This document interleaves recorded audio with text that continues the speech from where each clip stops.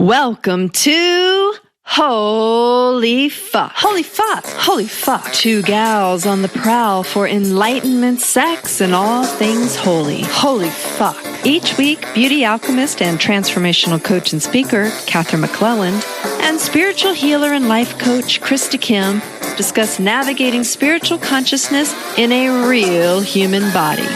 Stumbling through dating, relationships, and everyday life, all while maintaining a fucking sense of humor.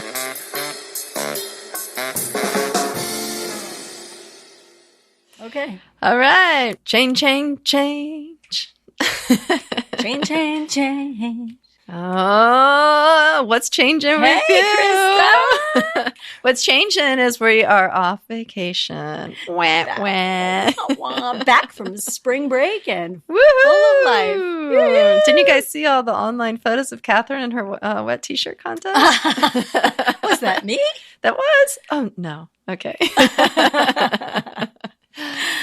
Hello, Katherine. So Hello, good to Krista. see you again. It's kind of been a while. Yeah, it has been. It's great to see you. Yeah. And now, like, spring break's over and we're already in summer. Like, how did that happen? How did that happen? We took a very long spring break. We're like, this feels really good. Maybe it was like spring semester off. I needed it. I feel so good and so rested now. That's and great. Yeah, I'm excited to get back podcasting and holy fucking around in life. With you, lovelies. Yes. We've missed you. We've missed our energetic play with you guys.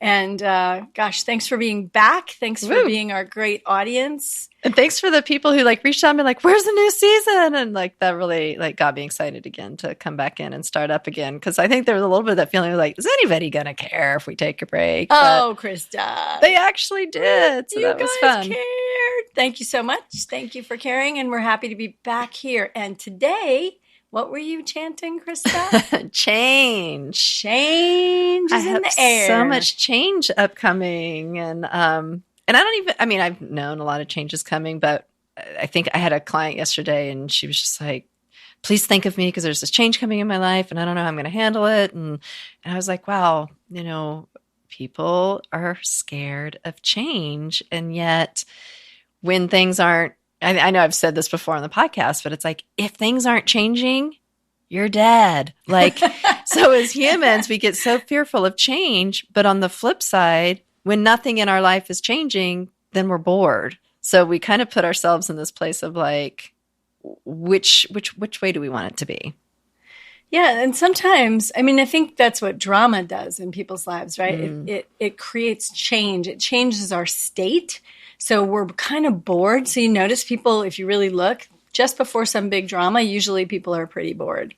And it's like, oh, God. I've been accused of that a lot in the last year. Happen, and there might be some excitement, and everybody gets plugged in and takes sides. It's like a big game. It's really like a big game. Well, I'm serious about when I said I've been accused of that because I see now in the last, I guess now 46 years of my life, that I have been a little bit addicted to drama.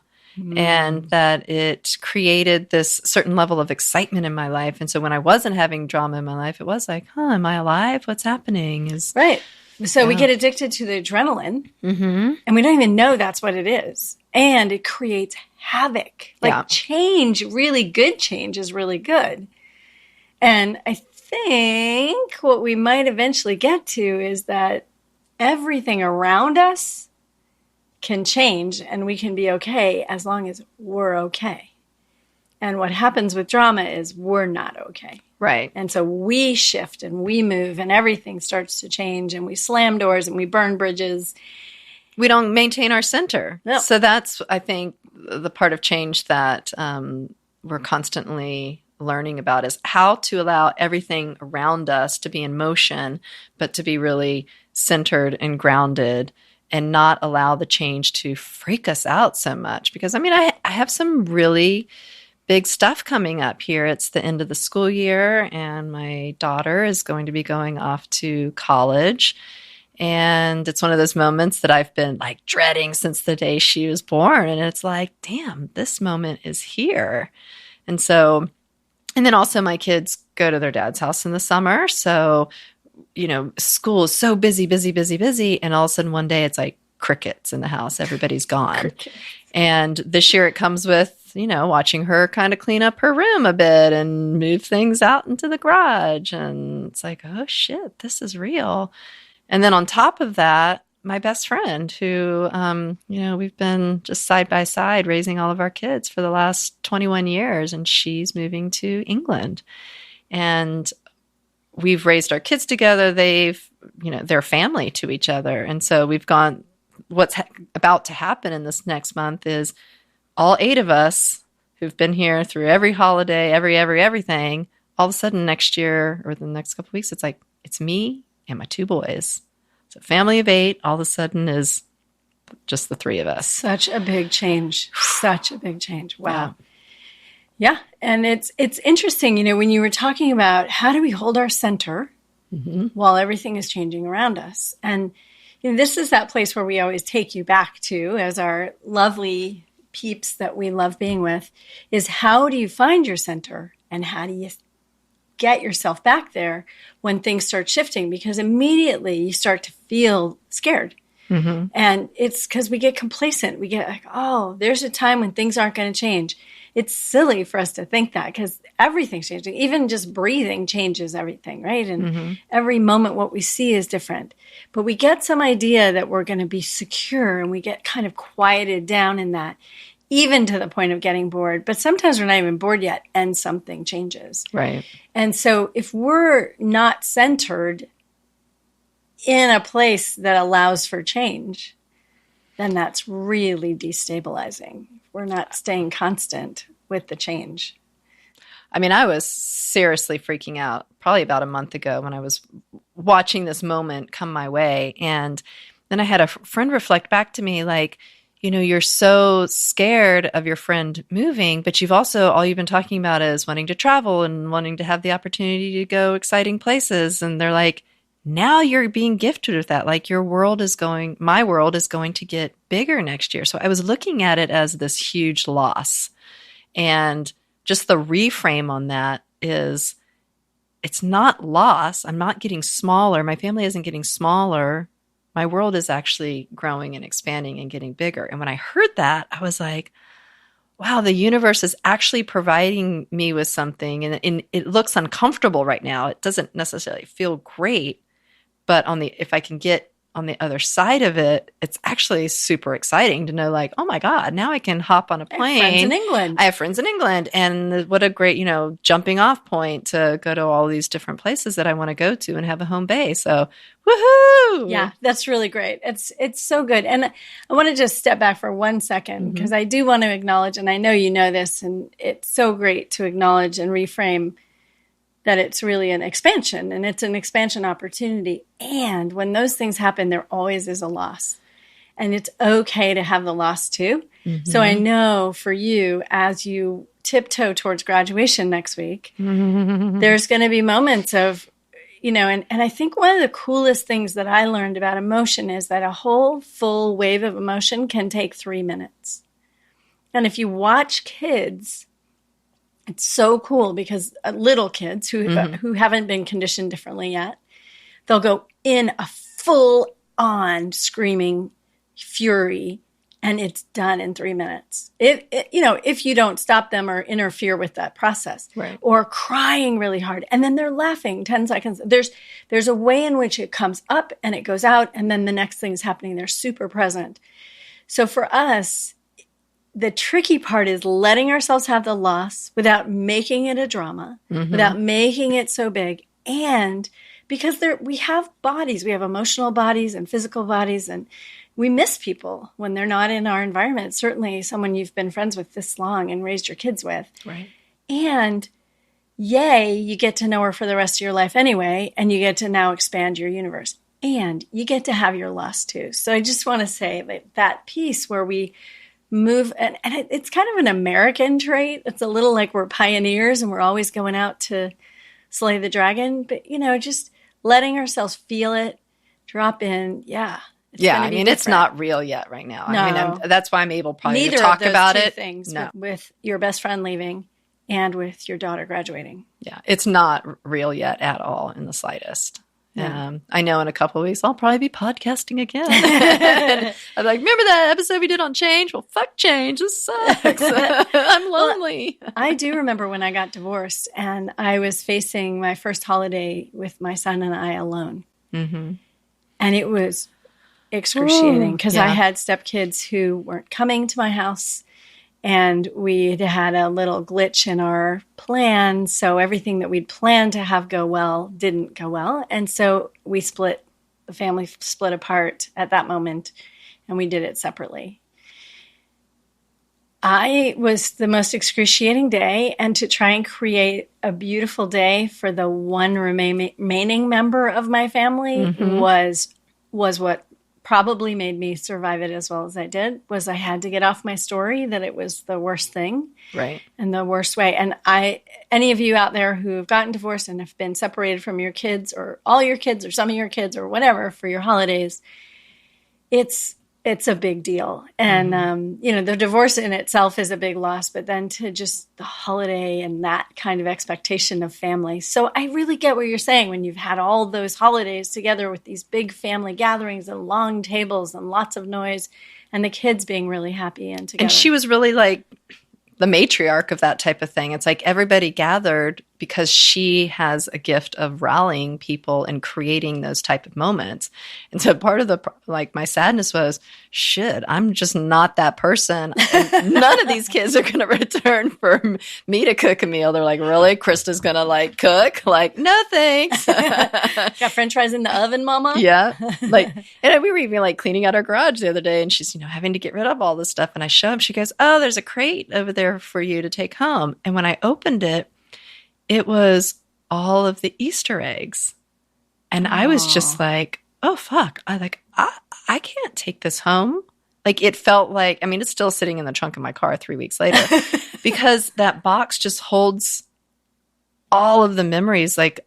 Every single year we have pictures of these kids getting older and older and older on their Easter egg hunt. And and even weirder was this is the first year we didn't do the Easter egg hunt because everybody was gone. So it's the loss of these traditions in a way too. And maybe I'm projecting, but for my two boys that are left here, it's everybody's flying the coop all at one time. And so I don't even think they have any concept of that right now. That will, hit. Well, it's so curious because it's interesting. So we start talking about creation and about, what we're afraid of. And the next question is, so change is coming, but what's it going to look like? Mm-hmm. And the invitation to your creativity, I know I'm not going to want to do exactly the same thing because that's going to suck for everybody. It's just going to feel this big, yeah, that did Charlie Brown's Christmas tree. I'm going to box those eggs up. I'm going to send them to England, and I'll be like, we're all coming here for the Easter egg hunt in England next year. Or, we're going to do something completely different. And we're all going to go to the beach and, we're going to, whatever. It's that's what I realized finally had to happen is I couldn't repeat. I kept trying to repeat the past, and that was no longer available. And so I had to admit it had changed. And that was probably the time when basically when we thought we were going to still celebrate the holidays together, and at the last minute it really separated.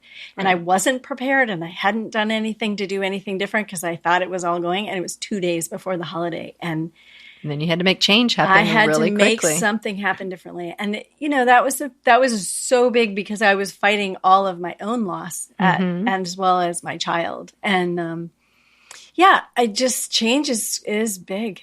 And it's happening all the time. And, maybe the more we acknowledge how much change is happening all day long every day, we stop being so afraid of it. Right. There's these big things like kids graduating. And we do acknowledge they're getting older. We do see that now and then. But there are so many ways that we don't acknowledge change that is constantly. And I think... Where did we learn to be so scared of it? Yeah. Maybe because we don't acknowledge that it's happening all the time. So we're like, whoa, things are changing. It's well, they've been changing. Do you think it has anything to do with how much people like tradition, and that it's even holding traditions are in opposition to change? I don't know. I don't know. That's a really good question. As you can see, we haven't thought about this before we're bringing it to you today in this way. We just can feel so much change. And even, one of the things that I think was really important is we ended our last season because there was so much change that was happening around us in our personal worlds.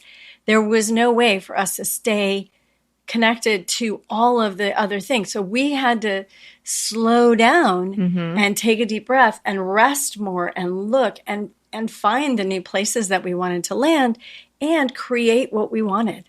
That's interesting because I guess that's actually what I did was I had to take that time to honor all of the changes that were happening and just become okay with them. Because at the end of last season, I was like, I wasn't okay with all the change because it was all happening too fast. And my nervous system was crazy and there was no groundedness. There was no sense of security. I was having a hard time making decisions because everything was like these moving parts. And it was like, it felt really nice to just chill out and be like, okay, this change is coming and it's okay to be sad. And I did spend some time, some days, some weeks really crying and working it out with some healers and working my own process and not trying to do it all by myself. Because, key here, this is the key item here is that we don't do it alone. We're never going to do a great job alone. Yeah. Take some outside perspective. And in the honor, I'm going to go back to that tradition part because when I said that, I didn't know why I was saying it, but when we honor tradition so much, everything repeating, even like colleges and different groups, we have these set calendars and things and timelines that we want to honor, whether it's religious or school calendars, whatever. We honor that tradition so strongly that what practice do we have for honoring change? Yeah. There is we honor sameness. Maybe we don't honor change. And, one of the things that honors change in certainly my life and possibly yours, I'm not sure, is honoring the seasonal changes. And we do that through the solstice and through all those kind of ceremonies, full moon ceremonies and things like that. Those actually really help me honor the changes. Partly women, because we're so tied to the moon and our cycles and all of that stuff, honoring those kinds of changes. The moon is actually constantly in the sky. What we see changes and how it affects us, how it affects the moon, how gravity is affected, how the tides are affected. Of course it affects us. Those people who actually spend a lot of time are noticing change every day. People who do a lot of astrology, they check those charts every day and they see how things are shifting for them. Now, that doesn't mean you can't impact your astrology. It doesn't mean you can't impact change that's coming. But that's the cool part is when you see it coming, then you're like, what do I want to do? And that's not what I'm doing. I'm putting my head in the sand right now. It's like, I know that change is coming and I'm just going to look over here and pretend like that's not happening. And... Well, who hasn't done that? I mean, I said I didn't really want to have a really hard divorce. Until my one friend looked at me, she said, honey, you're having a really hard divorce. I said, oh, okay. Yeah, so, I don't know. Denial can be healthy too. Let's just address that for a moment. Because denial is really important for us. So this is a coping mechanism? It is a coping mechanism. And it's really good for a while when it's too big. And what you were saying before we went on spring break, there were so many things shifting that you were actually wondering, wow, I have too much on my plate. It's like going too fast down a roller coaster. Only you don't know where the end of the roller coaster is. You might come off the rails. So your body and your mind just start going, okay, we're not dealing with this, right? Because I actually think I'm okay with change, but like limited amount. Yeah, well, it just felt too much. And there was fullness in your life that was also impacting that. So being able to step away from doing our podcast for a while and being able to use it, like really use it as an opportunity to slow down so you could feel each wave. Like, okay, there's a wave of my kid leaving, a wave of my best friend leaving, a wave of the marriage ending. It's, that's still coming to an end. Your divorce is still unwinding. And I know that the last day of my marriage, that final thing that happened, even though it took us 2 years or 3 maybe to get through it, was another place. It wasn't like no matter how long you think you spent on your divorce and you think you're going to be so happy when it's over, It's another place of change when it's over. And you just feel it. It's energetic. It's some ties are coming undone. And well, that's why I think ours has taken so long, because it hasn't been traumatic or like there's no fighting and all of that really happening. I think it was more about neither one of us wanting to recognize the change and to like one of us pull the trigger and finalize. Not that we didn't want it to be done and behind us, but it's just then we would have to really recognize like, okay, it's done, it's over. That phase is over, that phase of life. Yeah, it's complete. And you know, honoring completions is another way to appreciate change, is to actually create some kind of ritual around completions. I think it's so cool when parents do, like, so, you know, in the Jewish tradition, when they honor the bar mitzvah or the bas mitzvah about the 13-year-old changing, like you are no longer a child. It's really true. We might as well say it out loud. Mm-hmm. And, you know, Christian kids get confirmed. It's not quite the same sort of level of awareness of that. And lots of people in this day and age take their kids out on vision quests and do crazy, wild, fun things like that. And it's a good to do, because the more, so I'm going to go back to that thing, is the more we acknowledge that change is constant, the less scary it is. Like, oh, something's changing. We'll celebrate change. Yeah. Because I do see that when clients come in and they're just so in that fear mode around the change, the minute we start looking at all of the things that are going to be exciting when those things do change, then it's like they can get really excited about where their life is going. Yeah. But it is there's a struggle within themselves regarding wanting things to stay as they are and wanting an exciting life. Oh, absolutely. And their life might be plenty exciting for them, and they have no choice that it's changing. You know, that can sometimes happen. And, you know, I mean, for me, I'm so grateful my son graduated from high school. I'm so grateful he spent a year doing his own thing and went to Europe and did all the crazy things they did and learned all those amazing lessons. I'm so glad he's in college, and I'm so glad when he walks through my front door and he's home. Is change easier when they're younger? Like, I'm trying to think back of when I was... Because they keep coming home when they're younger. No. Sorry. I meant like, okay, so when I was leaving high school, going into college, leaving college, going into, you know, my life, like I don't remember thinking consciously about change and being scared of it. I think it was exciting at that time. Whereas then there's like at a certain point in life when you start cusping over the hill in a way, it's like change is like, oh, getting older. Whereas when you're younger years, it's like change is like, hell yeah, finally something different. Well, we do feel locked down. A lot of us feel locked down in our homes and our families. I mean, I think that's one place that yay change comes from, right? And 18, you get to drink, or you get to go to the military or something fun like that, right? What state do you get to drink when you're 18? Yeah. Washington, D.C. used to be able to drink beer and wine at 18. Which only meant that we were in the bars at 16. Right.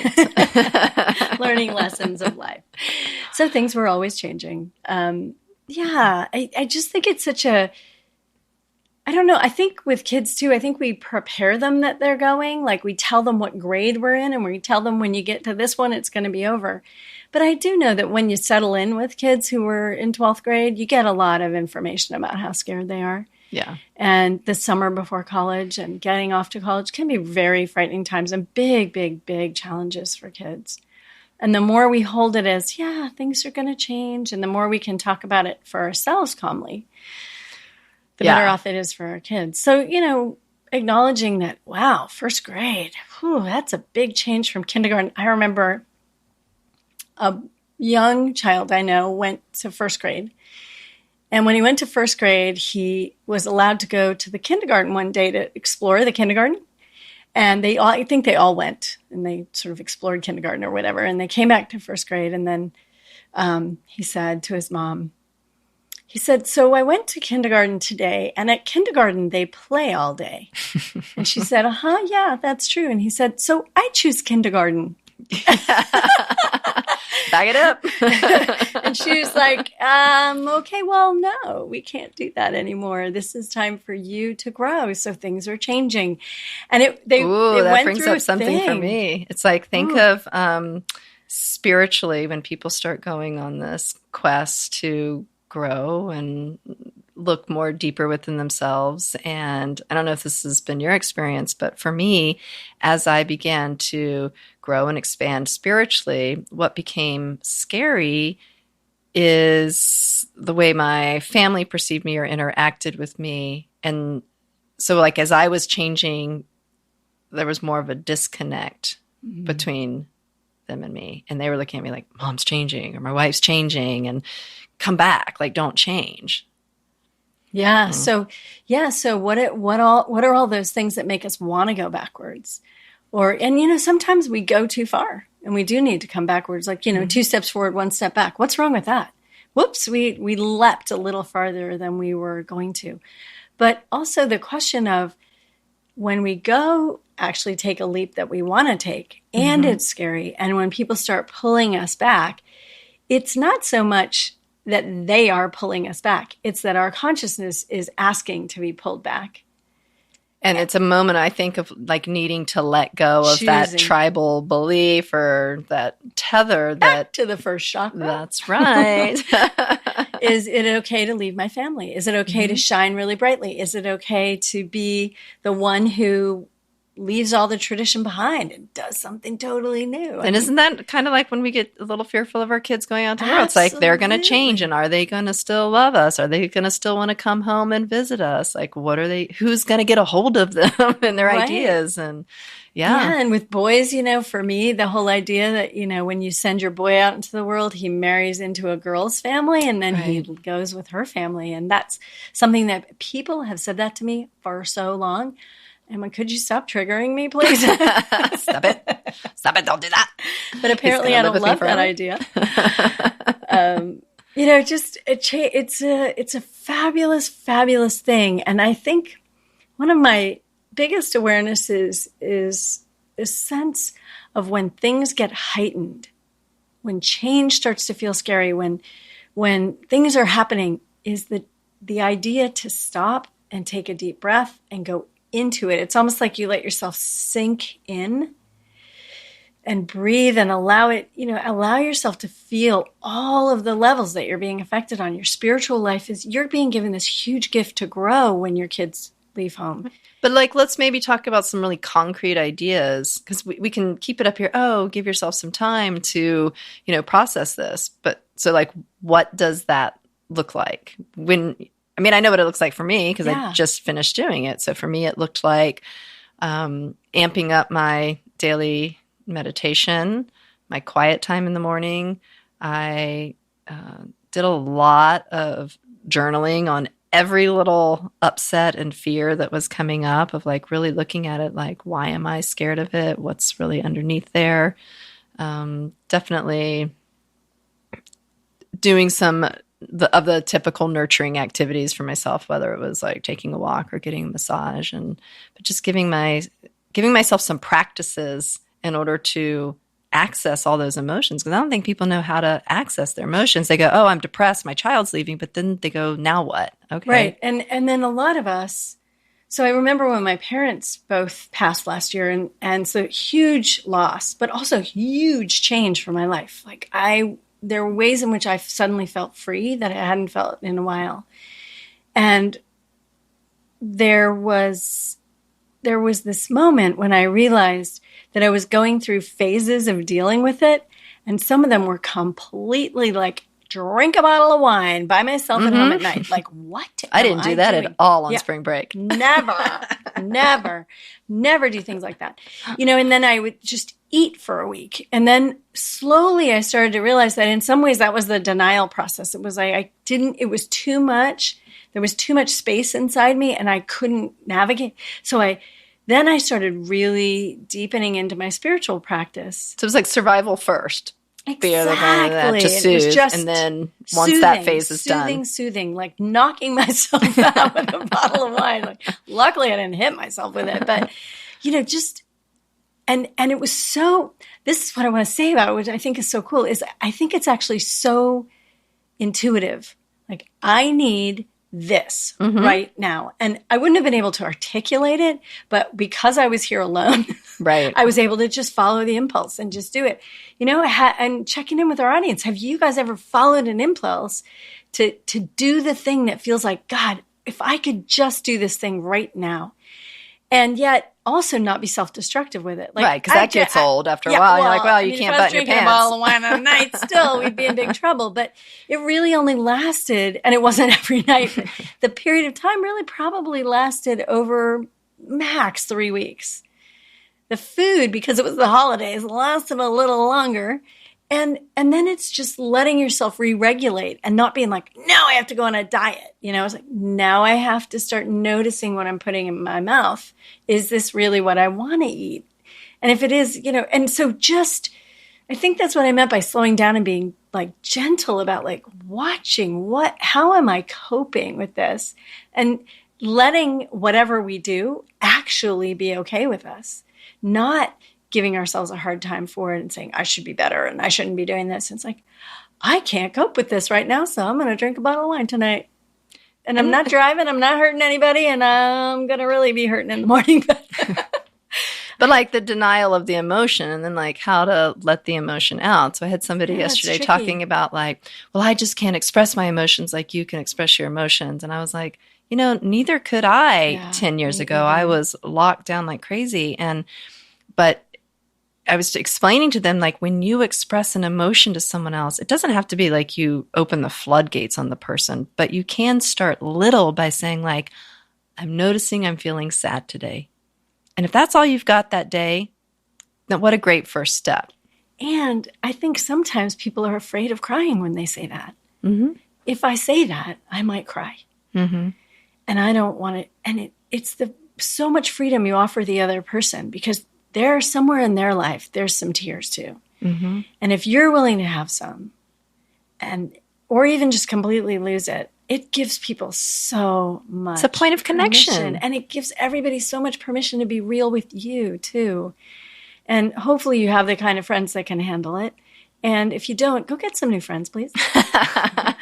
But yeah, like what are they so afraid of when, well, I know. Well, what I was afraid of is, if I tell my truth, then they won't like me or they'll leave me. Because what I might say will, you know, be too intimate or scare them or be too big of a truth. And what if that's true? What if the person in front of you can't handle what you're offering that's actually authentically you? Then I guess I'll be having some change, because they will leave. New friends. They will leave because they're not the ones that you're no longer committed to hiding. Well, that's what's happened the last 5 years, maybe going on 6 now. It's like when I started really getting into the spiritual path, the ways I spend my time, the things I talk about, my way of being in the world has just naturally shifted. And what that created was letting go of certain people, certain family members, having to get okay with them not wanting to hang around me or not wanting to talk about the things I want to talk about, or laughing at me behind my back for whatever I'm into. And it was like, I had to get really solid and that I'm okay with who I am, so much so that I'm okay if they walk away. But originally I was not okay with that, because I didn't want them to, I would rather someone stay around me, even if they were driving me nuts, just to not have that feeling of abandonment. Yeah, I really get that. And, you know, there are some theories that we all have huge abandonment issues because it happens when we're born. You know, we live in this sweet little cocoon where all our needs are met, and then we're like, bam! And a lot of people chop that cord. A lot of people have pretty intense experiences of birth that sometimes repeat in their lives. And it is a place that people get caught around. That's a piece of why we're so scared of change, because that experience was so big for so many people and so stressful that we sometimes feel like we're repeating it when change comes. We're afraid of repeating the abandonment experience. So we hold on, and tradition keeps us from being abandoned, and 25,000 family members keep us from feeling abandoned. But in fact, we're burdened by all the tradition in some cases. In some cases, we want to break out. We want to go to Europe for Thanksgiving, and we can't. Yes, I do. We have to be at the Thanksgiving table in Ojai, you know, or something like that. So I think it's really sweet to acknowledge that this break time that we just took, and we really want to say thank you for your generosity and allowing us to have a break and come back strong, is that we're making space for change in our lives. And both of us have had a lot of big change happening. And not denying it. We are not in denial right now. We are not in denial. I am growing into a relationship that is so beautiful and so wonderful in so many ways. And you want to talk about change? You know what's so funny? What? I was had to go to the dentist today to get fitted for a night guard because apparently I've been clenching my teeth. Anyways, they had me in this contraption, and I start thinking I'm going to have a panic attack. I really was starting to go oh God. And I had already been trying to keep myself calm through the whole thing because, your mouth is pried open. Thing shoved up in your face. So it wasn't fun. And I kind of said to the woman, you got to let me turn. I got to play something really quick. So our podcast was right there. And I literally just pushed an episode. And, because I was at least the story will keep me out of my head of how much I'm about to lose my fucking mind. Okay. And it took them so long to get the thing in there and it hurt so bad that I was if I have to pull it out, we're going to have to start all over from the beginning. So I was I'm just going to press play on the podcast. And it was the episode where you were about to have your first date. And so it was so cute to hear the space you were in back then. And it was about having the conversation about the other safe sex talk. So it was so funny to hear it because it seems so long ago, and it was not that long ago. But it was cute to hear that and to come in today and be ooh, I wonder what's happening with you now. But a lot has changed since then. A lot has changed, yeah. It's moving from one phase of relationship into the next, more deeper intimacy, meeting his family all in one weekend. All those things have actually changed our relationship. Every time we go through a new gate, so to speak, something deepens and something, and it's scary. There have been times we almost came apart because it was so scary. You walk through the change door, it's scary, and then you settle. And then another door of change. And then you start getting used to it because you go, oh, look, we're changing a lot. This is constantly changing. And some days we're actually closer. And some days we're not as intimate. And is that okay? Does that mean the end? Oh my gosh, if we're not that intimate today, what's going to happen? So being in a relationship is really a joke because it's not a thing. It's not like a ship that you're paddling. And we found this thing called, I wish I'm going to say it and I can't even credit it on this. Oh, yes, I can. It's Osho. Thank you. And it's called the eternal honeymoon. And it's about being in relationship in presence so that you're always on a honeymoon. It's always the next step into loving, whatever the loving is. Right. And so it is constant change, which is why honeymoons are fun because you're still discovering about each other and you're still open and you can have lots of sex because it's easy and there's no baggage around it. Nobody did anything or hurt anybody's feelings yet. And so, right? So if you keep letting go of your relationship sort of every day and letting it blossom new, some days it feels like you might lose it because somebody's not feeling like blossoming that day. Yep, I've been somebody's there. A little no, don't wanna. And you have to breathe through that too. So I don't know, you guys, we really wanted to share this conversation of change because it has been such a huge time for change for us both. And we so appreciate that having the time and the space. And we so wish and hope for you that you will take that. When we push ourselves forward through change, we end up scared, adrenalized, drama-filled, and not creating great results for ourselves. Our brains go offline. We can only choose right, wrong, I just want to honor myself because I feel like for the first time in my life, I'm surrendered to the change. Beautiful. I'm not gripping anymore. And I would have never have thought that was going to be the case 18 years ago when my daughter was born. I thought I'd be clawing at the walls to keep everything the same. And I'm excited actually for her and for the family and the ways that when she leaves, the dynamic changes with me and the boys. It's a completely different dynamic happens. And for the last couple of months, she has been gone a lot. And it's we are creating a new relationship together and the family dynamic is changing and their roles and responsibilities are changing. And although they might not love it because there's not the older person, that has to do all the stuff anymore. It's even there, blossoming into it. So I think the more graceful I can move through the change, the more I can model to them that it's going to be okay. Exactly. And of course, that's what we like to do in divorce too, is we take it easy. We breathe deeply. We tell them everything's going to be okay. We stay stable. And what we started at the beginning of this is do your spiritual practice, take care of yourself, slow down, cut back your activities if you have to, take good care of your body and your heart and your soul. When things are really big and really changing, go have sex. Yeah, go have sex. That's my recipe for success. Although if you don't have anybody to have sex with, don't forget to have it with yourself. On that note, change. We love you. Spread the love. Spread the love. Bye-bye. Love you. Do you want the opportunity to see the gals of Holy Fuck in person? If so, go to holyfuckpodcast.com and join our mailing list so you can find out when and where these goddesses will be transforming lives next. And yes, I know, I'm talking about myself in third person. Open your browser, type in holyfuckpodcast.com, click on mailing list, and give us your most trusty email, not that bogus one you give to Walmart. So sign up now. Not tomorrow. Now. Thank you.